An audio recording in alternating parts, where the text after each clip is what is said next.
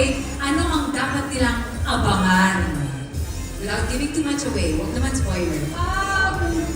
Well, sa nakita nila, diba, pa-intense ng pa-intense, syempre yung mga mapapanood nila. Talagang yung mga kaganapan ay, kumbaga, kakabahan na rin kayo. Mararamdaman nyo kung ano yung nararamdaman namin lahat. And what, yeah, Sancho. Yes, yung transition ng mga characters, ito na, isa-isa lang lumalabas yung mga sekreto na hindi sinasabi ng bawat miyembro ng pamilya. Kaya yun, kung alam nyo na yung mga hula nyo kung sino yung suspect, hindi pa po yung tama. Marami pa kayong nakakakit.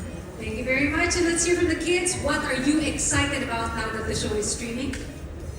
I'm excited because in this series, everyone will discover and see that this series is not just an ordinary series.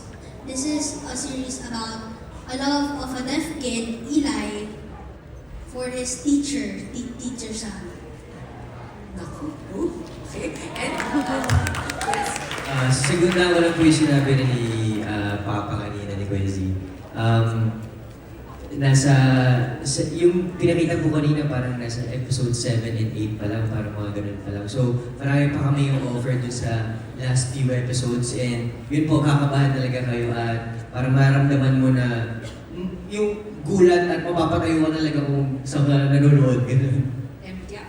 Yes po, talagang marami pong aabangan, lalo na yung mga unexpected moments, mga hindi mo hinihinalang, yun pala yung nangyari talaga. So ayun, abangan po talaga. Well, if you want to find out, you know where to watch it. Thank you so much again to the cast of The Silent